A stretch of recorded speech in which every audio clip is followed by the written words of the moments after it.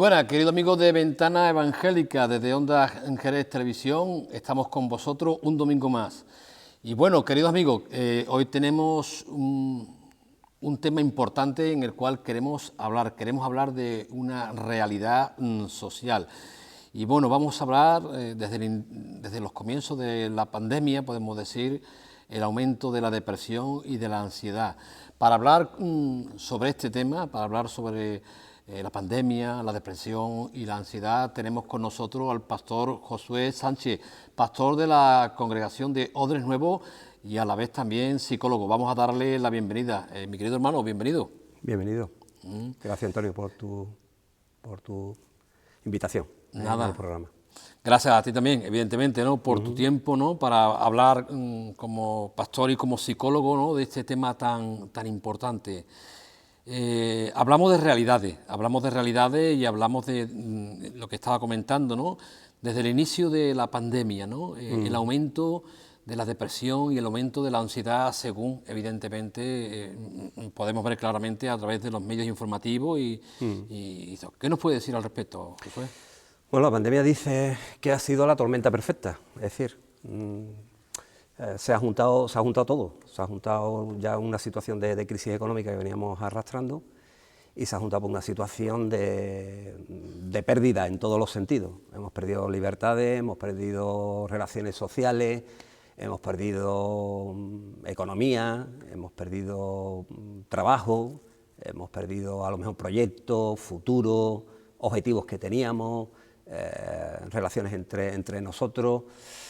Todo esto que ha traído, pues ha traído inseguridad, ha traído incertidumbre, ha traído que en poblaciones más o menos estables pues haya subido el índice evidentemente de ansiedad, de depresión y de insomnio, por ejemplo, como tres caballos muy característicos de lo que ha sucedido, y en poblaciones dianas, en poblaciones afectadas ya de por sí, es decir, con trastornos ya psiquiátricos, pues se ha producido una auténtica elevación de los niveles, es decir, se ha exacerbado los traumas, ¿no?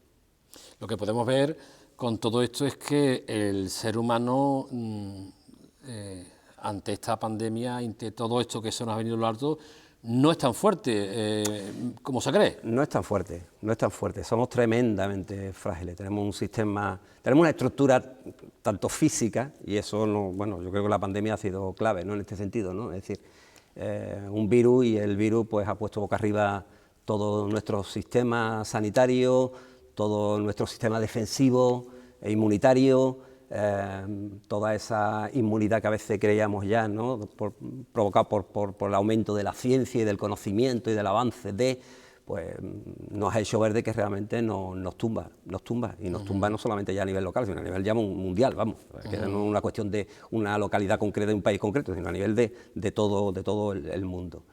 Eso a nivel físico, pero es que a nivel psicológico, evidentemente, somos tremendamente frágiles, muy débiles, ya lo creo que sí. La pandemia y la ansiedad ha sacado a la luz todo esto, ¿no? Pero podríamos decir que la depresión y la ansiedad en el ser humano ya estaba ahí, y esto lo que ha sido sacar... Sí, evidentemente. La pandemia no ha inaugurado lo que es la depresión ni nos ha traído como novedad la depresión o la ansiedad. Evidentemente que son trastornos que estaban ahí y que la pandemia realmente lo ha elevado. La pandemia ha hecho algo más también, y es que nos ha hecho ver la importancia de nuestra mente, la importancia de cuidar nuestro pensamiento. Me parece que eso es algo también muy importante. Es decir, al igual que nos cuidamos físicamente, yo creo que hemos recibido un toque de atención de que también tenemos que cuidar nuestros pensamientos, tenemos que cuidar la manera que tenemos de pensar, de interpretar las distintas situaciones que nos llegan de la vida, ¿no? La pandemia, o mejor dicho, ¿no? Esta ola de enfermedad mental, ¿nos ha afectado a todos por igual, o han sido, en este caso, ha sido más duro para las mujeres y para los jóvenes? Yo creo que todo en cierta manera, podemos decir, hemos sido afectados, ¿no? Yo creo que todos hemos vivido esa sensación de incertidumbre, de miedo, de temor, ¿no?, al futuro, de desasosiego, de no saber realmente qué hacer ante esta situación, ¿no?, ante el vernos limitados, el vernos encerrados en nuestras casas. ¿Qué pasará con los puestos de trabajo? ¿Qué pasará con la economía? ¿Qué pasará con nuestros abuelos? ¿Qué pasará con nuestros niños? Es decir, ¿qué pasará con mi vida? Si salgo, me contagiaré con fulanito, con menganito. Yo creo que todos hemos vivido eso. Ahora, está clarísimo que hay personas más sensibles, más aprensivas. Es decir, que hay personas que evidentemente venían ya tocadas por trastornos, por traumas psiquiátricos, psicológicos, y que como te comentaba antes, ha exacerbado todavía más esa situación, evidentemente. Los recursos económicos de cada persona influyen, afectan más, ha afectado más o afecta más la depresión y la ansiedad a personas con menos recursos. Sí, yo creo que sí. Eso está más que estudiado. Es decir, lo mismo que está más estudiado que hay poblaciones dianas, ¿no? En este caso la mujer, por ejemplo, una población diana. Población diana han sido también los adolescentes y los niños, los ancianos, ¿eh? Y el tema económico es uno de los elementos que también evidentemente que inciden, ¿no? La carencia de capacidad para afrontar las distintas situaciones de la vida, los distintos avatares de la vida, y dentro de ello pues el tema económico, con las posibilidades que te pueda dar una economía más o menos saneada, o las posibilidades o los recursos que te pueda dar eso, pues evidentemente que hace que pueda conllevarte el entrar en cuadros de este tipo, claro que sí. Tengo aquí también una noticia importante, ¿no?, que se dice que se ha prescrito más del doble de psicofármacos que antes, sobre todo ansiolíticos, antidepresivos e inductores del sueño. Triste noticia también. Vivimos en una sociedad muy supermedicalizada, eso está clarísimo, Antonio, eso está clarísimo. De hecho, España es uno de los países donde el consumo de ansiolíticos y antidepresivos está por las nubes, es uno de los que más consume. Eso es destacado, ¿eh? Eso es destacado. A mí lo que me llama la atención de esta noticia también son también los inductores del sueño, ¿eh? Sí. Tiene que haber muchas personas, ¿no? Claro. No poder reconsiderar el sueño, Claro. para la mente humana tiene que ser perturbador. Claro, claro que sí, claro que sí. Date cuenta que todo, ya de por sí antes porque ya venimos arrastrando una situación ¿sabes? Vivimos en una sociedad tremendamente compulsiva, es decir, muy materialista, muy de resultado, muy estresante en todos los sentidos, muy esclavizadora. Esto trae como consecuencia que nuestro sistema psíquico, pues evidentemente se desequilibre, es decir, llega un punto en que estalla, que se rompe, es que nos rompemos. Y el sueño se rompe con muchísima facilidad. Entonces vivimos una sociedad donde, ya te digo, aparte que tú vas al médico también, y a la primera de cambio, porque todos podemos pasar, por eso nos ha pasado antes y con la epidemia, ¿no?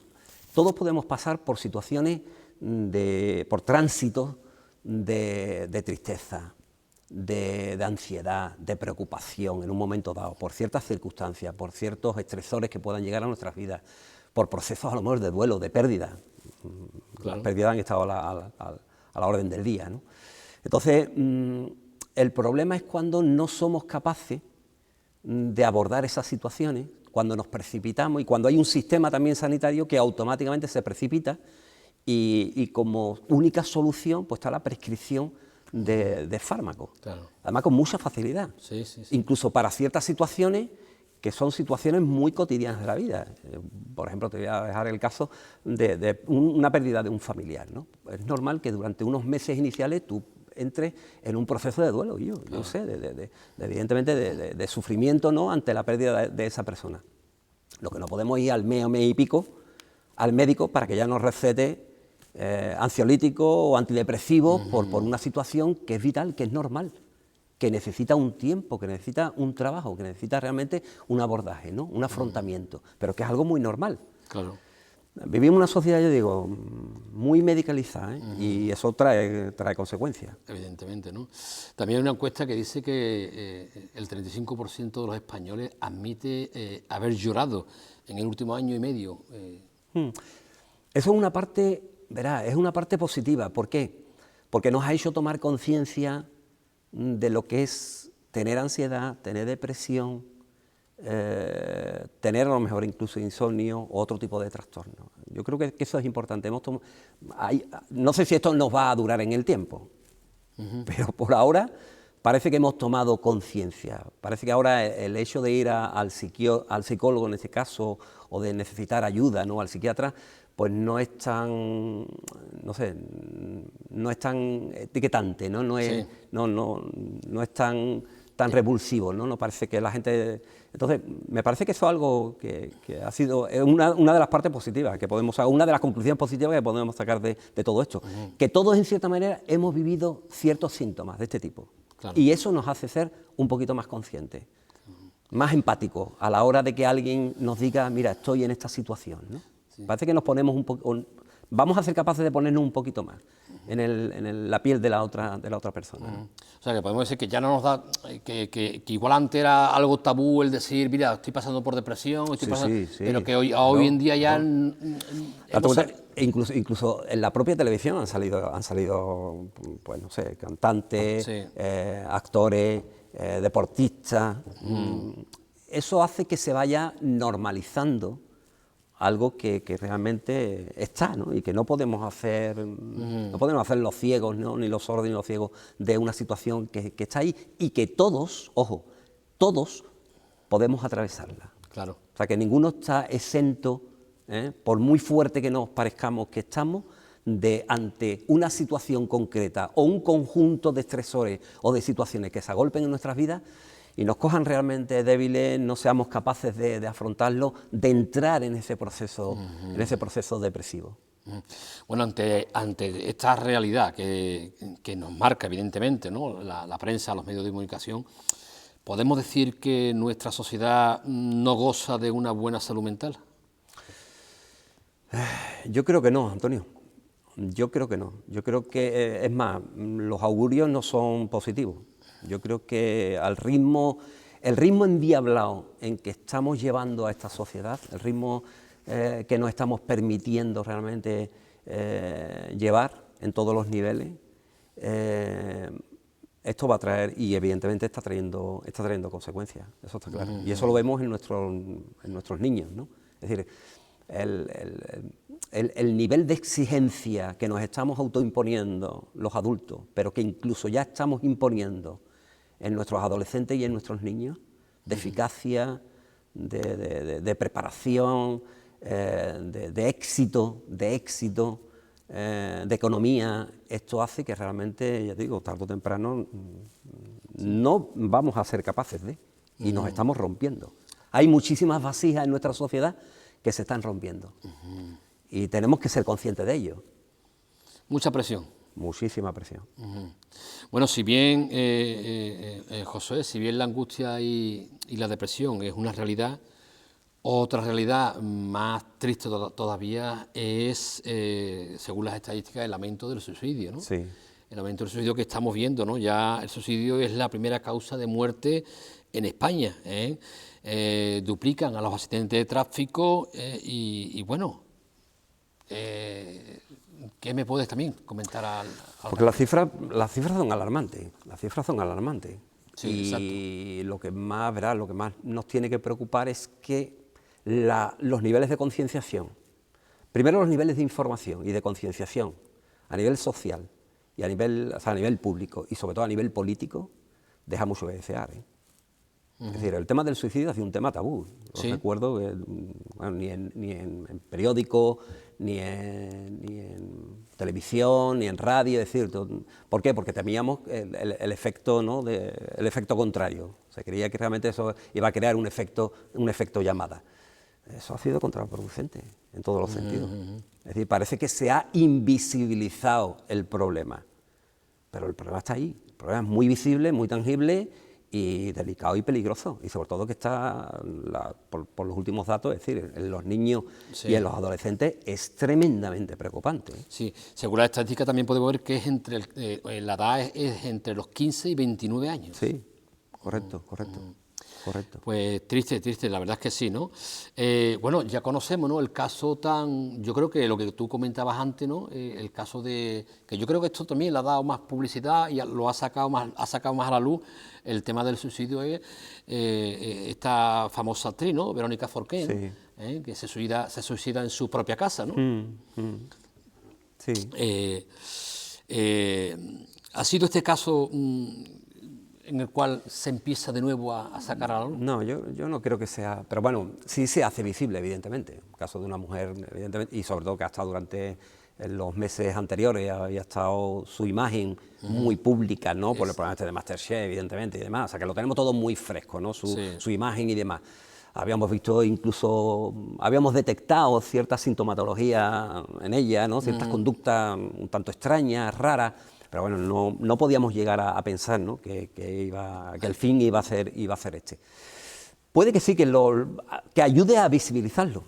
Ojalá que se mantenga la concienciación. Para mí yo creo que esa es la clave. Es decir, que empecemos a tomar conciencia y sobre todo que empecemos a presionar también a nuestro políticos para que haya planes de prevención, para que haya una mayor inversión económica y para que realmente, bueno, se ponga un poquito de más remedio a esta situación, ¿no? O sea, yo pienso, me gustaría que me comentara, ¿no? Yo pienso que las personas no se quieren suicidar, yo creo que las personas lo que quieren es dejar de sufrir, ¿no? Sí, el dejar de sufrir, la clave está ahí. Se ven desbordadas completamente, casi todas, date cuenta que casi el 90% de los suicidios vienen con un trastorno psiquiátrico detrás. Eso, o sea, el perfil de... O sea, que hay un perfil ya determinado, unas conductas. Sí, hay un cierto perfil,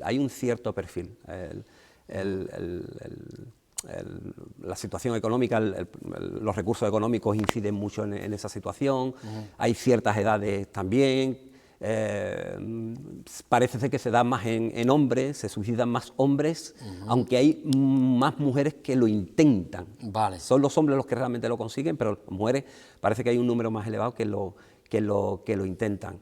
Pero evidentemente que sí, yo creo que la base es que hay un cuadro psiquiátrico que realmente...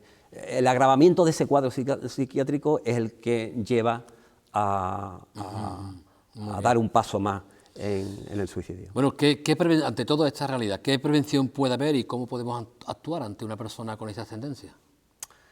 Yo creo que si lo tenemos cerca, yo creo que el diálogo es fundamental, el diálogo, la comunicación franca de la situación, incluso hasta el preguntarle realmente si tiene esos pensamientos. Parece un poco violento, parece que le estamos dando ideas, pero no, a nivel está más que estudiado de que realmente una conversación franca y sincera sobre la situación, si la persona realmente tiene esos pensamientos, ayudan a que la persona realmente se vacíe, nos podamos identificar sin juzgar, evidentemente, pero nos identifiquemos con ella y evidentemente busquemos las distintas alternativas, o sea, de solución que se pueda. La mayoría de ello, evidentemente, canalizarlo a través de un profesional que pueda realmente trabajar la situación y le pueda dar y dotar de una serie de herramientas y de recursos que puedan hacer salir a la persona de esa situación, ¿no? El estar atento, el estar muy atento, yo creo que eso es clave. El no confiarnos en exceso, ¿no? A veces creemos que la situación va mejorando, que la persona, y puede ser todo lo contrario, la persona a lo mejor está cogiendo un cierto impas de mejora para coger la fuerza suficiente para a lo mejor hacerlo, ¿no? Es decir... hay que estar muy atento. Hay que estar atento y sensible y cercano a la persona, evidentemente que sí. Hemos hablado de tu faceta como psicólogo, ¿no? Pero me gustaría también hablar de tu faceta como pastoral, ¿no? Como pastor, ¿eh? Hablemos de la Biblia, ¿no? La Biblia también aporta, ¿no? Hombres que han pasado por depresión, angustia, hombres que también han dicho yo no me gustaría no haber ni siquiera haber nacido, ¿no? ¿Qué me dirías también al respecto? Pues eso mismo, que la Biblia es un libro que es muy sincero, Es decir, que no solamente te va a presentar una parte positiva, sino te va a presentar también una parte realista, negativa, ¿no? Del ser humano. Y presenta también estas facetas de auténticos líderes, ¿no? Que tú los resaltas con cualidades estupendas, maravillosas, pero que te sorprenden evidentemente y no dejan de enseñarte ese otro lado, ¿no? Oscuro, realista de la persona, ¿no? Y personajes tan importantes como podría ser, pues no sé, de Moisés, Elías, Jeremías. Sí. Eso que te hace ver también. Pues mira, a mí esto, por ejemplo, me ayuda a quitar ese San Benito que a veces hay, incluso dentro de ciertos círculos de cristianos, de que el creyente o el cristiano no puede entrar en depresión. Y es un error impresionante. Claro. Y yo creo que estos ejemplos nos descartan esa posibilidad. Es decir, te hacen ver de que realmente sí, podemos. Y podemos tener a lo mejor una situación súper extraordinaria como Elías, venir de una situación, venir de un estado anímico, de euforia, de éxito, ¿me entiendes?, tremenda, y de repente entrar en otro cuadro, en otro estadio de nuestras vidas, donde las situaciones empiezan a cambiar, donde no somos capaces de afrontarlas de la misma manera, y vamos entrando y caemos en un pozo de profundidad, en un pozo enorme, enorme, de depresión. Y en este caso por unas palabras, ¿no?, que se le dijeron. Exactamente, por una amenaza. Una amenaza. Es una amenaza que no es capaz, ¿me entiendes?, de superarla, no es capaz de digerirla, no es capaz de... Se la cree, y se la cree, y se la cree, y a partir de ahí pues empieza a tomar ciertas medidas de retroceso que lo lleva realmente a ese momento en el cual está deseando de morirse, deseando de morirse. José, los salmos abundan, Sí. hablando de la depresión, de la ansiedad, pero luego da la salida, ¿no? Sí. ¿Qué nos quiere transmitir en este caso? Yo creo que el corazón del salmista, por ejemplo, una gran mayoría de ellos escrito por David, ¿no? Y David pasa David es una persona muy emocional. Sí. Y que expresa esas emociones para bien y para mal, es decir, nos hace ver realmente de que ese conjunto de emociones tampoco las podemos rechazar, es decir, que la angustia, la tristeza, la melancolía, la incertidumbre, la frustración, todas son situaciones que hoy en día vivimos en un mundo en que queremos rechazar todo eso. Pero los salmos nos hacen ver de que están ahí. Exacto. Y que lo importante no es rechazarlo, lo importante de todas estas situaciones, de todos estos sentimientos y emociones, es aceptarlas y sobre todo canalizarlos para bien. Que es lo que el propio salmista, ¿no?, después nos enseña, ¿no? La canalización de esa angustia, ¿no? Primero se reconoce, pero posteriormente se canaliza para bien. Por lo tanto, ¿no?, podemos ver que la Biblia, ¿no?, aporta beneficio, ¿no?, a la vida del ser humano ante estas desesperaciones. Sí, ya lo creo que sí.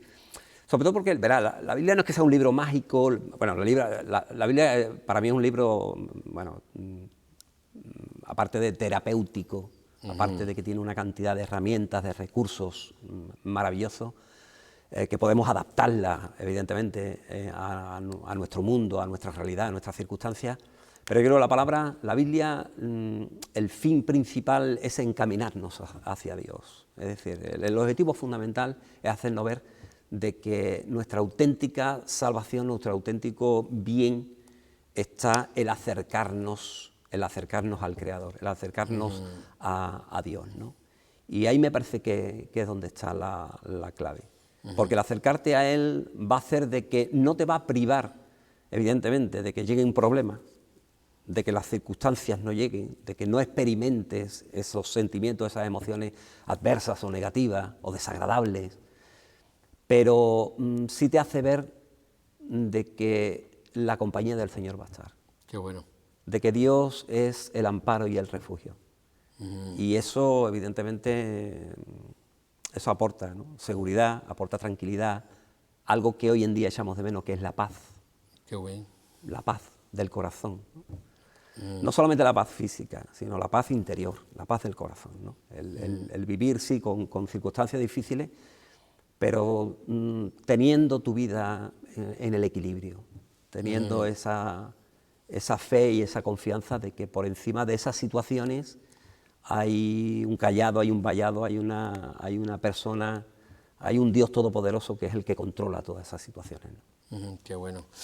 Claro, evidentemente, ¿no? Nos has comentado, ¿no?, que la Biblia es un libro terapéutico, ¿no? Porque la Biblia está creada por nuestro Dios, y Dios conoce la mente del hombre.